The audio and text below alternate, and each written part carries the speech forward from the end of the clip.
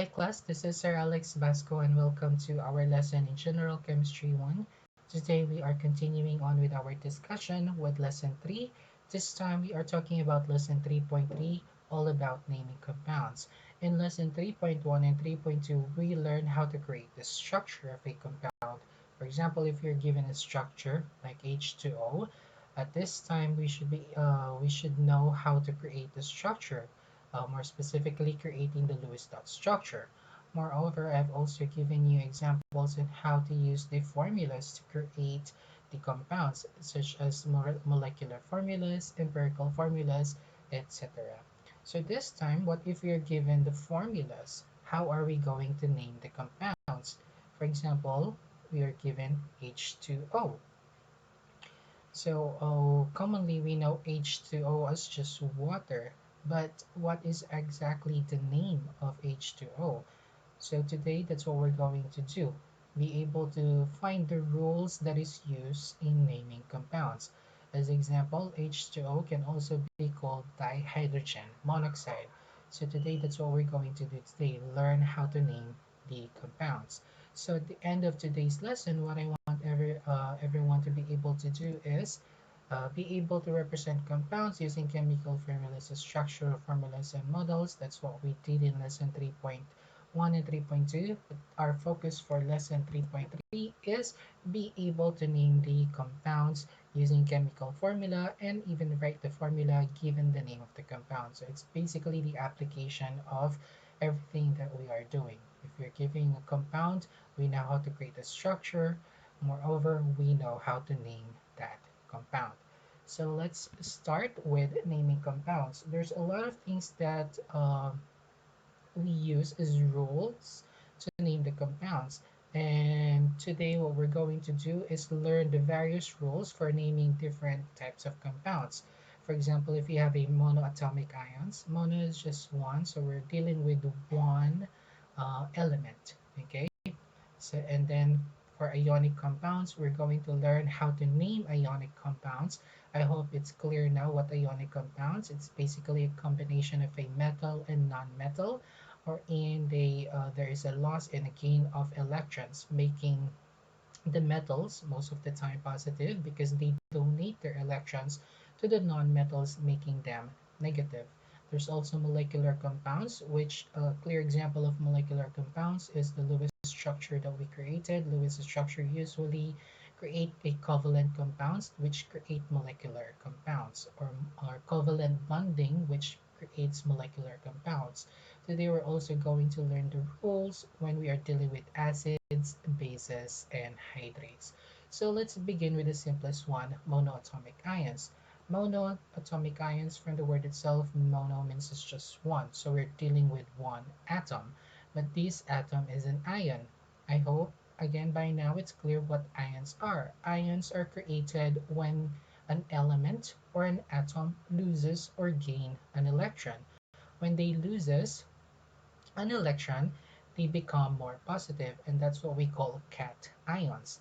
So one of the things that I want you to remember so you don't get confused, cations, you can look at the T. T is like a positive, it's like a T sign, it's positive. So think of cations as having a positive charge. And for ionic compounds, a lot of times metals becomes the ions. So cat or actually all cations except for I believe hydrogen are metals.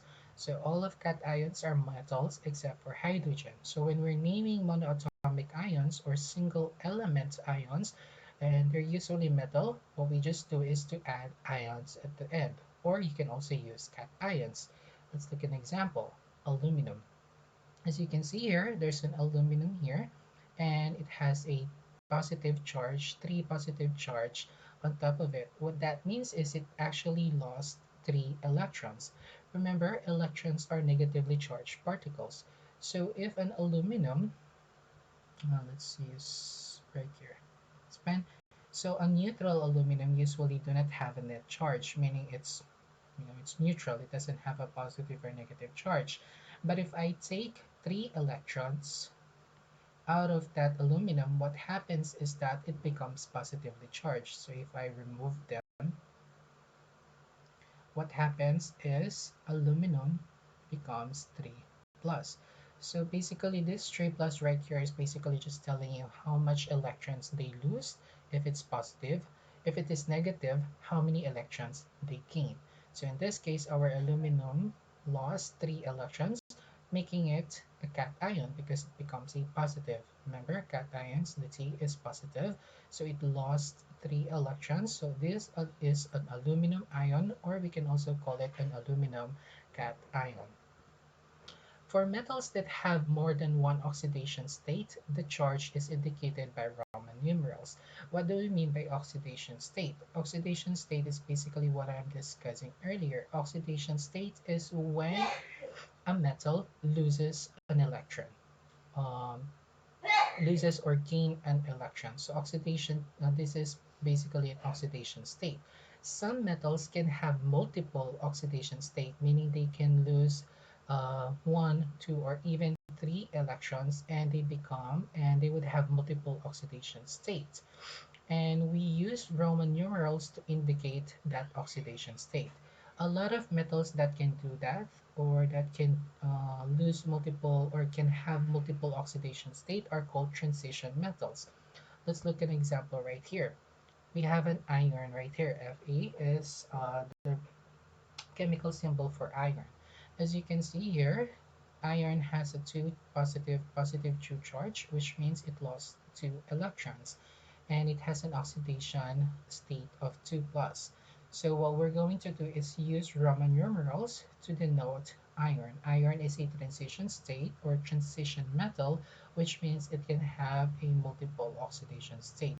In this case, one of its oxidation state is a iron 2. So what we're going to do is write the Roman numeral 2, so we can call it as iron 2 or iron 2 ion or iron 2 cation. That's just the same. Another oxidation state an iron has is when it loses 3 electrons. So if an iron lost 3 electrons, it becomes iron 3. So we're just going to do is use Roman numerals to denote 3. So what we're going to have here in our second example is an iron 3 ion or an iron 3 cation. So that's all about cations. Again, cations usually lose electron, and when they lose electrons, they become positive. So just add ions in the end if they have multiple oxidation state, especially if they are transition metals, then just add a Roman numeral to indicate how much to indicate the oxidation state. Now let's look at our second monoatomic ions called anions. So anions is different from cations in a sense that cations are losing electrons, but anions are gaining electrons. So if, for example, if I have an element X, it just is just a placeholder, it could be anything, and I added an electron. What happens is, as we remember, electrons are negatively charged particles. So if I added this electron onto this element right here, supposing that this electron can hold another electron, what happens is where we're going to have an, sorry, it should be negative, a negatively charged element. So we have an x raised to negative charge. So this becomes an ion. So it's another ion, but it's in the negative charge because it gained an electron. So what we're going to do to name these ions is just add an IED ending on the name of the element. So for example, we have an oxygen here.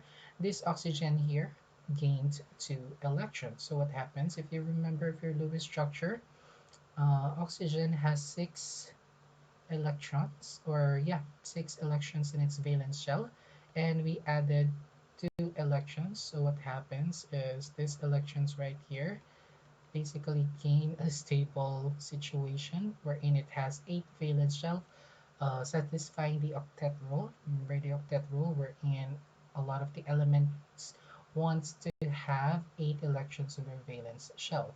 So usually it only has 6, that's its neutral state. But if we added 2 electrons, what happens is something like this, and this becomes negatively 2 charged. So this becomes an oxygen an ion.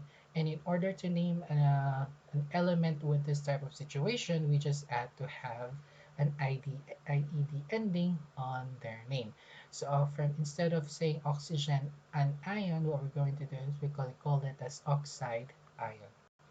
So we have, for example, right here, an iodine. Iodine becomes iodide ion, and hydrogen becomes hydride ion. Okay, so I hope that is clear how to name monoatomic ions. Again, monoatomic ions, we're just dealing with one element. Mono, meaning one atomic, one single atom, one single element. And they're losing electrons or they're gaining electrons. Um, for cations, they gain electrons, and for anions, they lose electrons. Okay, so that's how you name ions, single atom ions.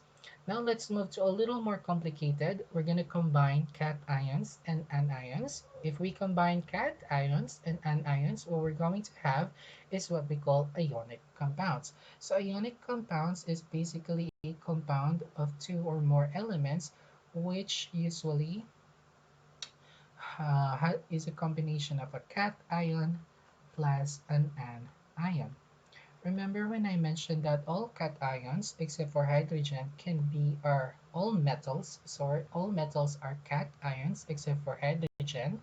So meaning in order to identify whether a compound is a ionic compound, what you just want to do is to identify whether the combination of, for example, if I have an element XY, just identify if the first one is a metal and the next one is a non-metal.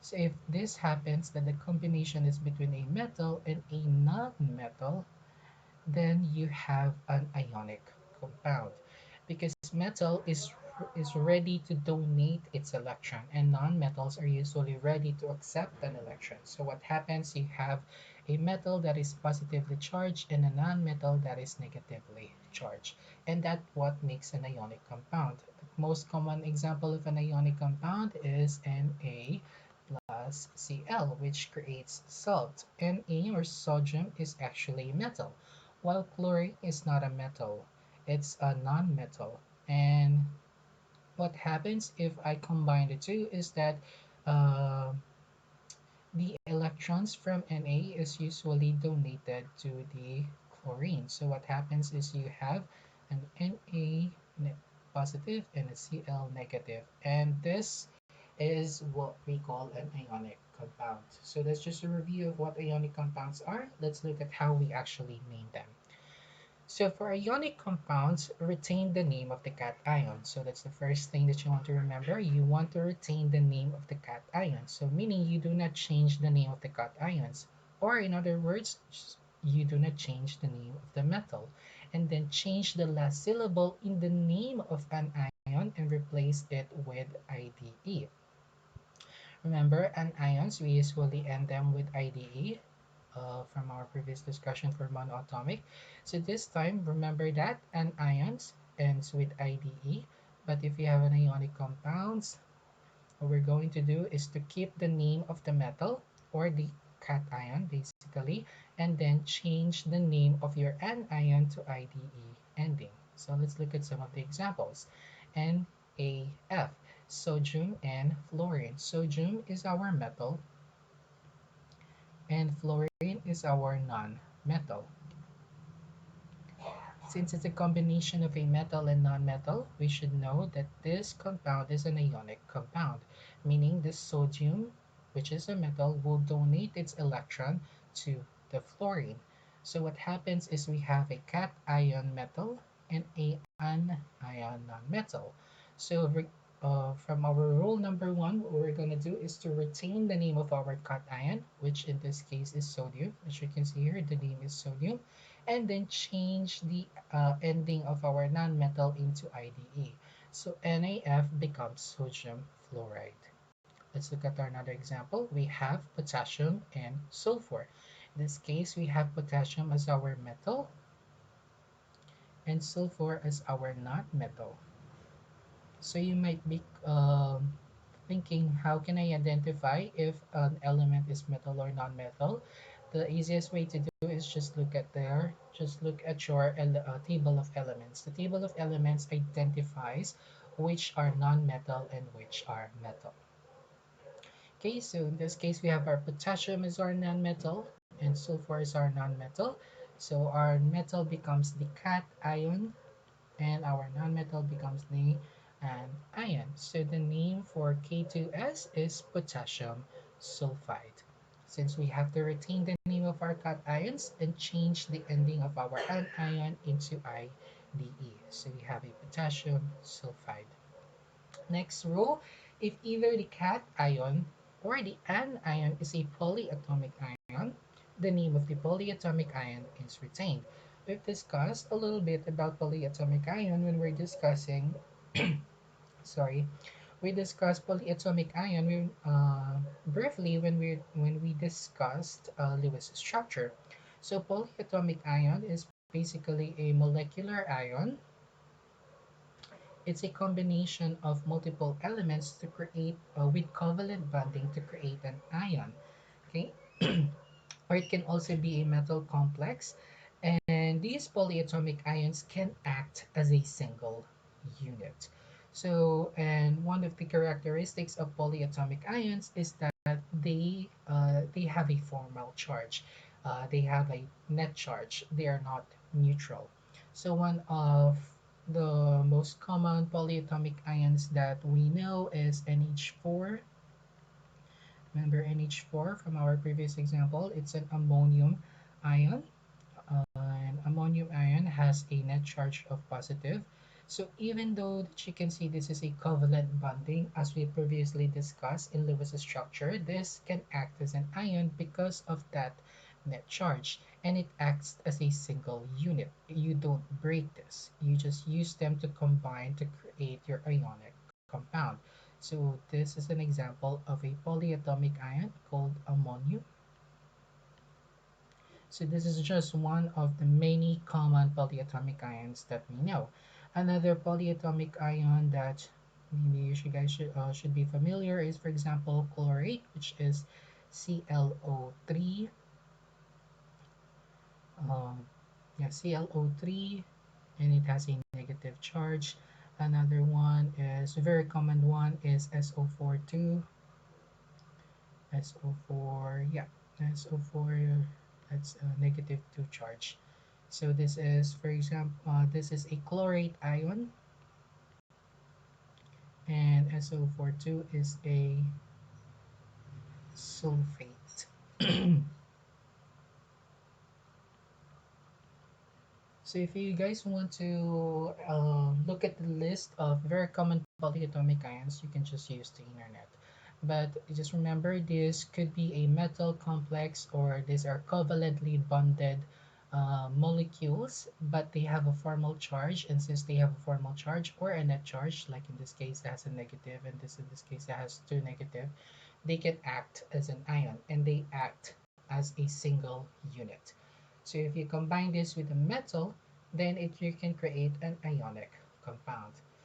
Or this could also act as the cation or as your anion, because remember, cation usually has positive, so our ammonium can act as our cation, while these two right here as negative signs, they can act as our anion because anions are negatively charged. So if either your cation or your anion is a polyatomic ion, just retain the name. Do not change the name of that polyatomic ion. So let's look at the examples right here. We have CaNO3. NO3 is another example of a polyatomic ion, and O3 is actually called nitrate.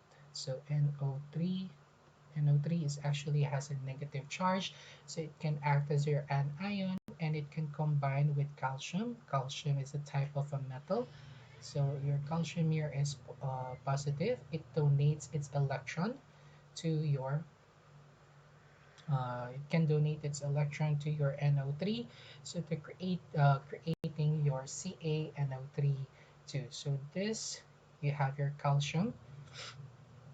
So our cation retains their name.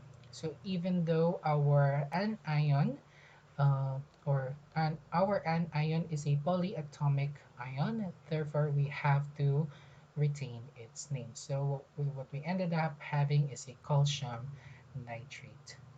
Okay, so I hope that is clear. So just retain the name if you have a polyatomic ion.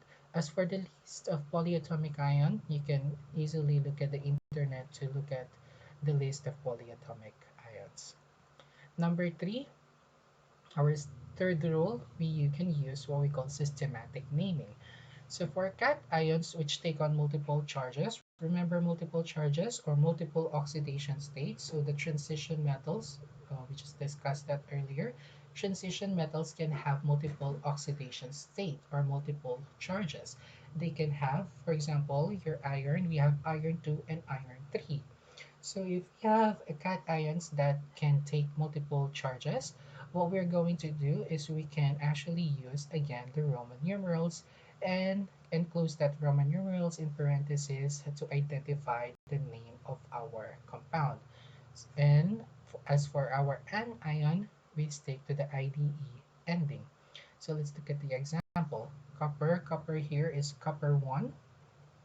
So we have copper 1 chloride. So we retain the name of our cation and then enclose its oxidation state into 1, and then we would have chloride.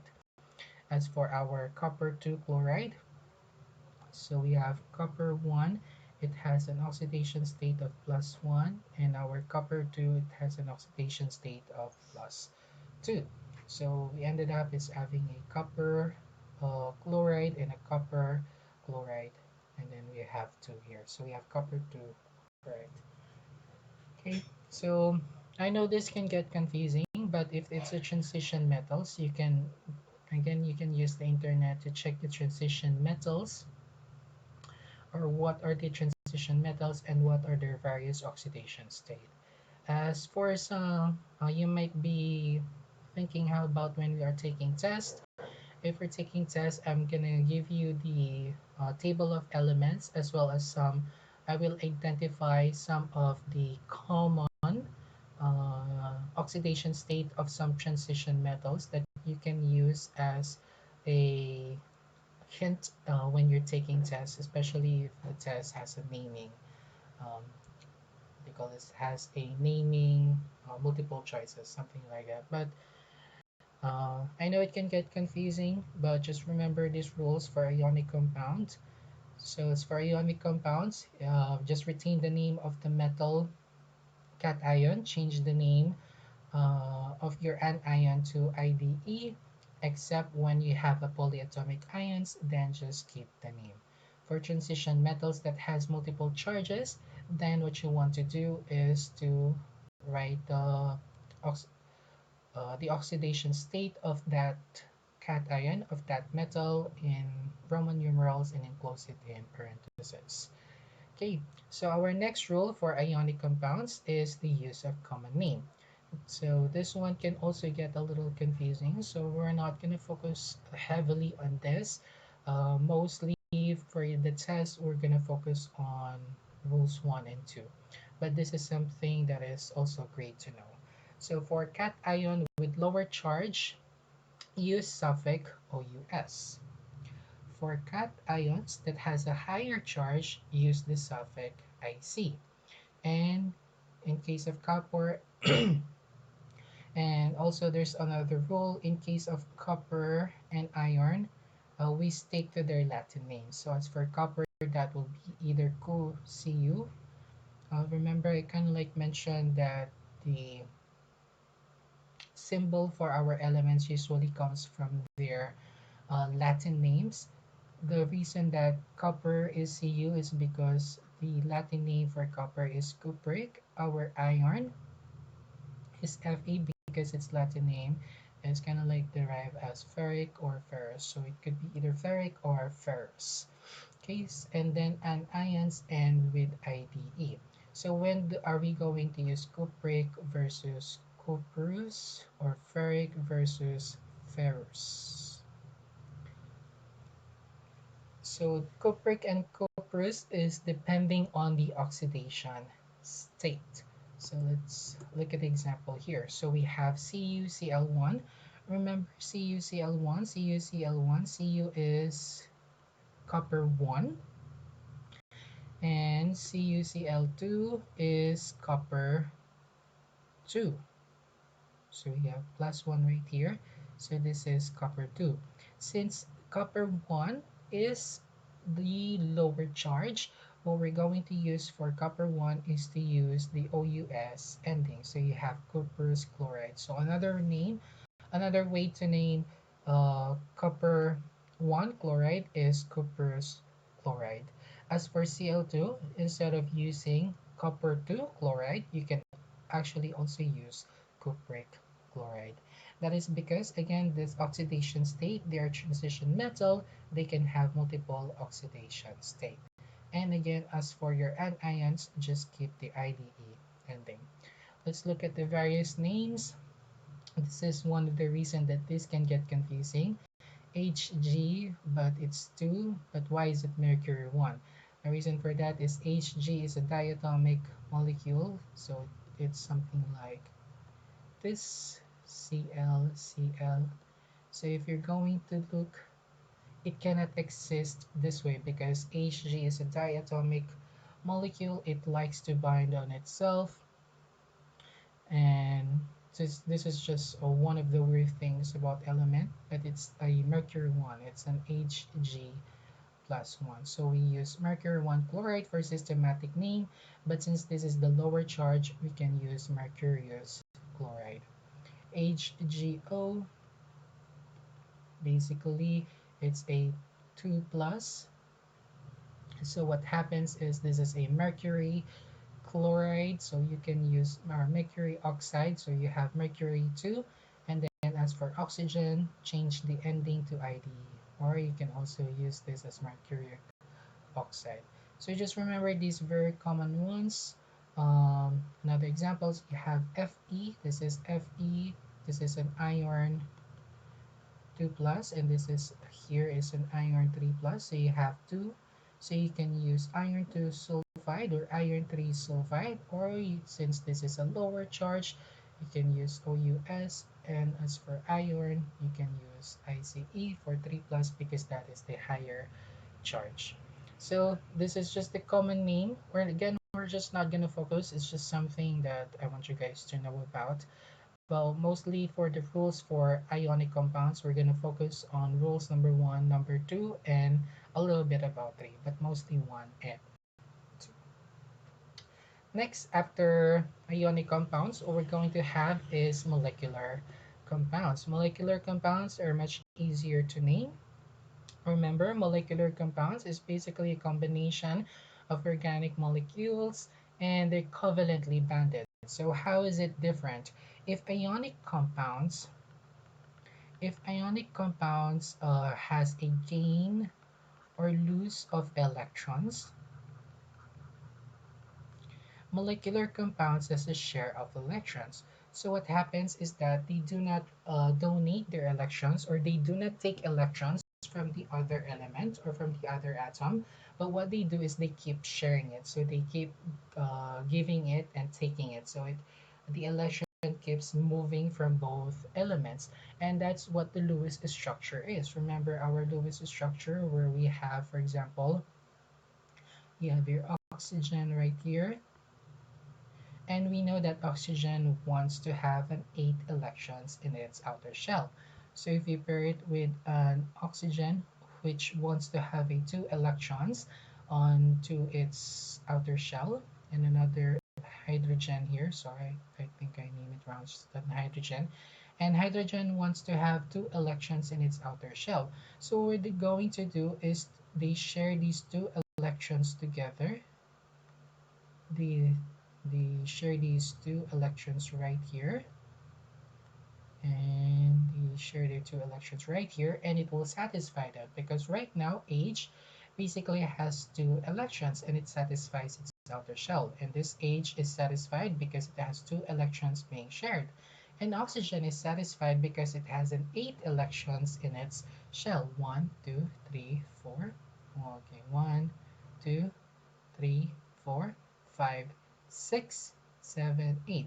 So that's how uh, so that's what molecular compounds are, and that's what covalent bonding is. There is a share of electron.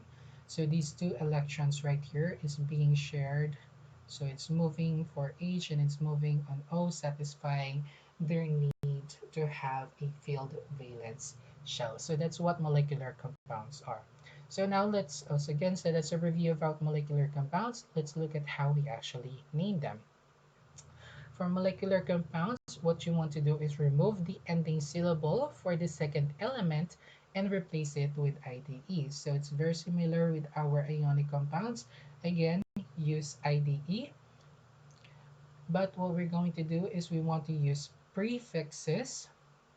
Prefixes means from the word pre, means before. So this is something that we put before the name of the element of an atom to dictate how many atoms of an element is given in a compound. So we add prefixes, or prefix means in front or before of the name to dictate how many atoms. So let's look at the example. What do we mean by that? So let's look at here. So we have two atoms of hydrogen and one atom of oxygen, right? So from the rule itself, from the rule 1, what we want to do is to remove the ending of the second element. The second element is oxygen. So what we're going to do is from oxygen, we have to change it to oxide. And then what we're going to do is use the prefix to determine how many atoms we have. Our hydrogen has two atoms of hydrogen. Well, what that means is we have di means two. Dihydrogen. Oxygen has one. One is mono. So what we're going to do is we're going to have monoxide. So in naming molecular compounds, you just have to um, add the prefix in front and then change this ending of the second element into IDE. So H2O is dihydrogen monoxide. Okay, let's look at the second rule. If there's only one atom in the first element, drop the prefix. So for the first element, is just for the first element. Okay, you do not need to add the mono for the first element, but for the second element, add the mono if there's only one. So let's look at the example. CO2 is carbon monoxide. Sorry, this should be not monoxide, this should be dioxide. Sorry about that. So this is carbon monoxide. And now we're not going to use monocarbon because we only have one carbon.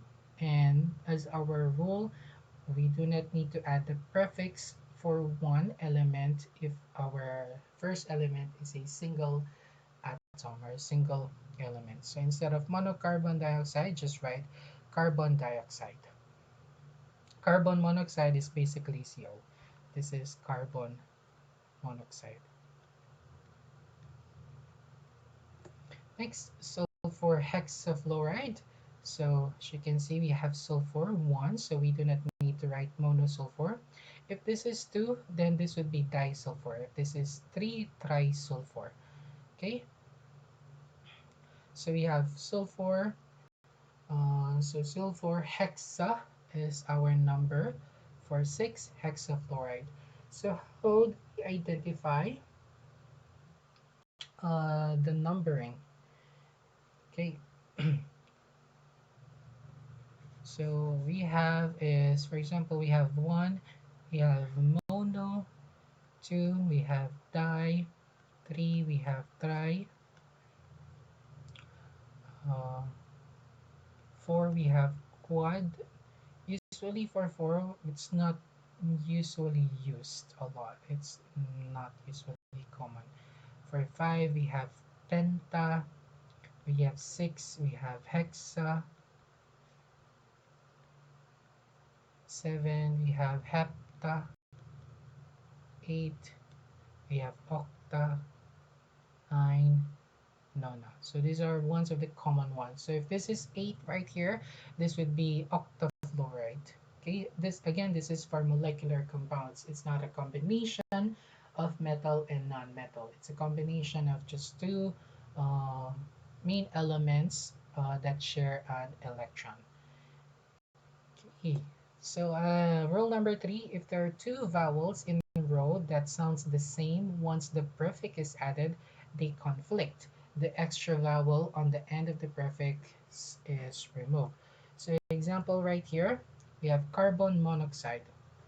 As you can see right here, uh, we added mono plus oxide, but as you can see, we have two O's, and this is the conflict that we are talking about.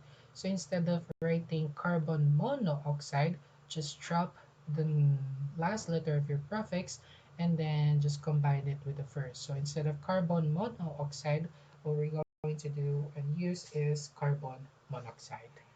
Okay, so these are the rules for molecular compounds. They're much simpler than the ionic compounds. Now let's move to naming acids. Okay, so this one can get a little confusing, so bear with me. Okay, so for rule number one, for simple acids, use the prefix hydro, then add the first syllable of the anion and the suffix ice. So for ionic compounds and molecular compounds, the second syllable usually ends with IDE. But for acids, what we're going to use is IC. We're not going to use IDE, we're going to use IC. And then what we're going to do is add hydro at the beginning of the first, um, or use the prefix hydro at the beginning of our simple acids. So let's look at the examples here. We have hydrogen and chlorine. So instead of using hydrogen chlorine, since it's a simple acid, what we're going to do is just use hydro and then add the first syllable of the anion. Your anion is your second. So this is your anion right here. Here's chlorine is your anion, and then add IC. So instead of hydrogen chloride, it's hydrochloric acid. A lot of simple acids, it's usually, for example, HBr, it's another simple acid, HF, another simple acid. So this is hydrobromic acids, hydrofluoric acids. So those are some examples of simple acids. Next, complex acids. So how is complex acid different from simple acids? As you can see, simple acids do not have an oxygen. So your complex acid, once your acid has an oxygen, it becomes a complex acid. And there's a different set of rules in naming complex acids, and it is dependent on the number of oxygen. Okay, so can get a little confusing, so let's go ahead and have a discussion. The first rule under complex acid is if there are any polyatomic ions, remember your polyatomic ions, with the suffix ATE. So there are some polyatomic ions that ends with ATE. So example of polyatomic ions that ends with ATE, we kind of like discussed them earlier. One is ClO3,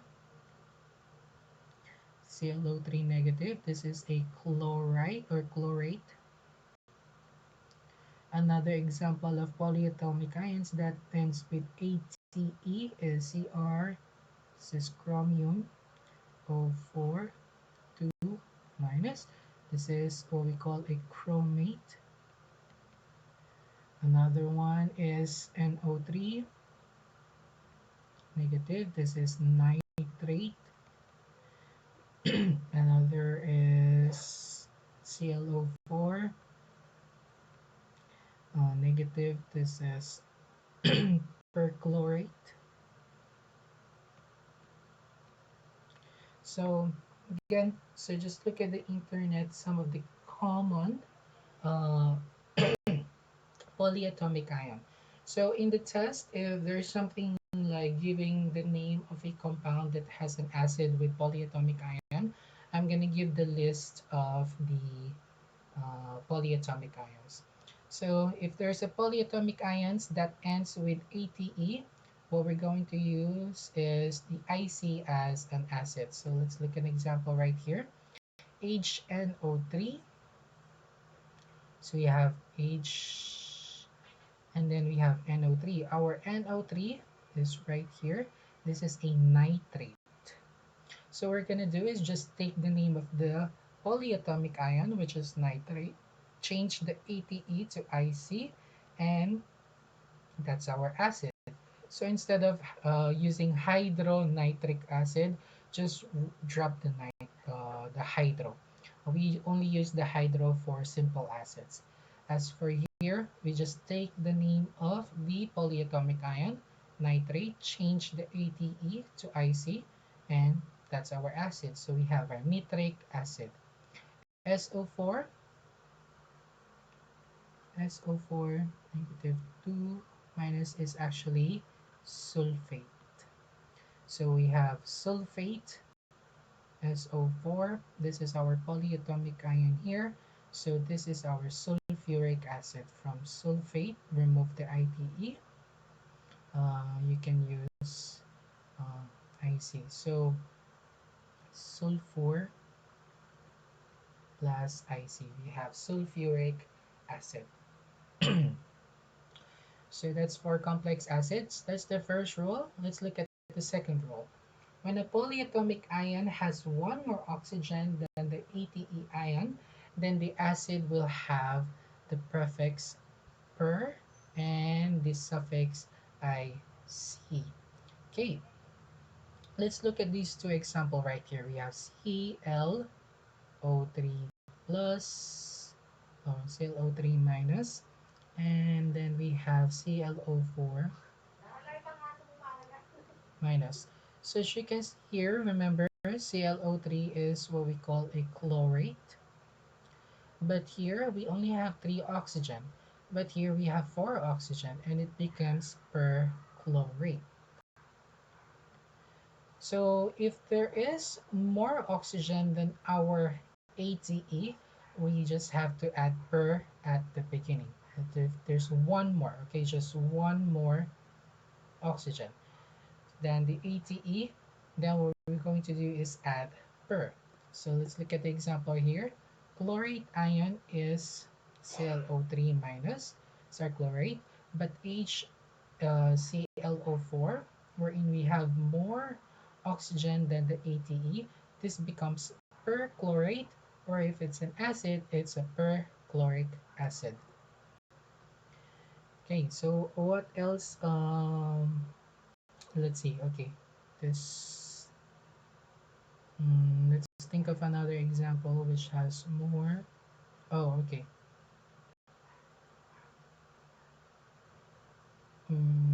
Yeah, I believe this is just one of the few. If this is not, yeah, I think chlorate is mostly the one here. I can't think of any a polyatomic ion that has 3 and 4. It's usually the other way around. Okay, but yeah, so if your AT if your ATE has a specific number, and then the next one has more, just one more, okay, not two, just one more oxygen, then just add per. Let's look at the third rule with one fewer oxygen. So if this is 1 plus 1 oxygen, but this one we have minus 1 oxygen. So if there's one fewer oxygen than the ATE ion, then we have to use OUS. So if 1 plus, we have to add per. So minus 1, we have to add OUS at the ending. Per, and then the name. As for minus 1 oxygen, we're going to have OUS at the ending instead of our usual IC. So let's look at the example. We have chlorate ion, you have ClO3. But this time if we make an acid and instead of having O3, we ended up having O2, what we're going to have is a chlorous acid. So instead of perchloric acid, we're going to have chlorous acid. Per only we add if there's more oxygen than our ATE polyatomic ion. If there's less one oxygen on our ATE ion, so from 3 to 2, then it becomes chlorous acid. We just have to add the OUS at the ending. And the last, yeah, this is the last one. This should be D. Rule for naming acids with two fewer oxygens. So if this is -1, this is -2 oxygen. Then the E2, then the ATE ion, the prefix will be hypo and the suffix will be OUS. So instead of just adding OUS, we're gonna add hypo in the beginning. So hypo and OUS. If there's two less than two, or basically you remove two oxygen from your ATE polyatomic ion. So let's look at the example. So we have bromate. Bromate is BrO3. That's our polyatomic ion. So BrO3 plus, we did not remove anything. So if we did not remove anything, we use our A here. So it's basically bromic acid. Change ATE to IC. But as you can see, our HBRO now, so we have less than 2 less than our original ATE polyatomic ion. Then what we're going to do is add the hypo and add the OUS ending. So this retains the same. So same oxygen plus 1 oxygen add per minus 1 oxygen add OUS at the end minus 2 oxygen add hypo in the beginning and OUS in the end. So that's the rules for naming acids. So it can get a little convoluting, especially if you do not have any idea about the polyatomic ions. But in the test, don't worry, I'm not gonna make it difficult, and I'm gonna give list of the polyatomic ions. You just have to remember the rule. Okay, so let's have naming compounds bases. We're almost done. Okay, so we're just going to have bases and hydrates. These are very quick. So strong bases and weak bases with OH. So a lot of our bases can have OH and ion. So that's one of the characteristic of a basis. And in this case, you just have to follow the ionic compound naming. I hope you guys remember the ionic compound naming. So for example, we have NaOH. So for ionic compound naming, we have to retain the name of our the first rule. Just retain the name of our cation. Our cation here is our metal, which is our sodium, and we have a polyatomic ion OH. We just write hydroxide. For OH, just write hydroxide. But just retain again, just retain the name of your cation and change the ending of your an ion into an IDE ending. So OH is hydroxide. KOH, retain the name of your cation, which is potassium, and OH is hydroxide. CaOH2, you have calcium, and then you have another OH hydroxide. And H4OH and H4, remember NH4 are ionic compound. This is our NH4 is a polyatomic ion that has a positive charge. One of the few polyatomic ions that has a positive charge. Actually, I think this is not the only one, but this is the most common polyatomic ion that has a positive charge. So it can act as your cation. So polyatomic charge cation, just retain the name. So you have ammonium, and again you have hydroxide. Weak bases in the form of molecular compounds, just follow the rule in naming molecular compounds. So if you have an OH for strong and weak bases, follow ionic compounds. If you do not have an OH, or basically it's a molecular compound, just follow the naming of the molecular compound. So an example, CH3 and H2, we have methylamine. NH2 is actually yeah, another polyatomic ion, which is an amine. But for bases, just follow the ionic compound. If you see an OH for molecular, for number two, we're not going to focus a lot on this because bases that does not have an OH are not very common anyway. Some weak bases also have common names. So some weak bases have their own common names. Example, NH3 is an ammonia. NH3 in itself is a base, and the common name is ammonia. So for the common names of weak bases, you can also just search the internet. As for bases, we're gonna focus mostly on number one if we're going to use this in a test.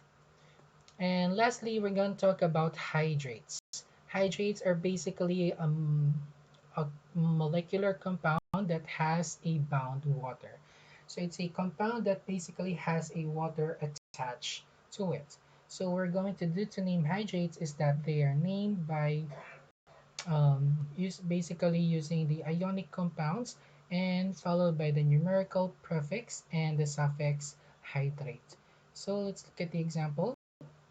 Remember CuSO4. Cu is your metal. SO4 is your polyatomic ion. SO4, remember, is sulfate. So this is copper sulfate. So and more specifically, this is a copper 2 sulfate. So this is cuprous, yeah, or cupric sulfate, I believe. So copper 2 sulfate. You have your metal here, and you have your polyatomic ion here. So just take your copper, or yeah, so just retain the name, that's the word I'm looking for, retain the name of your metal, and then since this is a polyatomic ion, just retain the name of the polyatomic ions. As you can see here, you have 5 water added or bound to your copper sulfate. So what you're going to do is use the prefix that indicates how many water there is, so it's penta, and then just add hydrate. So you have copper 2 sulfate pentahydrate. Next, we have COCl2. So this is cobalt. You have cobalt and chlorine. So cobalt is a metal and our chlorine is a non-metal. So we have a cation and an anion. Since this is our anion, it's not a polyatomic ion. We end it with IDE. So we're going to have is a cobalt 2 chloride, and again you have 6 water, so you have hexa and just add hydrates. So that's our hydrates. So for our hydrates, usually the one bounded to it, or where the water is bounded, is usually an ionic compound. So for the first part here, just follow the rules in ionic compound. So that's a lot of rules. I hope you guys get that. If you guys have any question about these, feel free to message me. I know it can get confusing, but just keep reviewing it, just keep trying it. Even I sometimes can still get confused. So it's an everyday challenge, it's an everyday learning, and I hope you guys have a great day. Again, if you guys have any question, do not hesitate to message me. You guys have a great day, and thank you so much.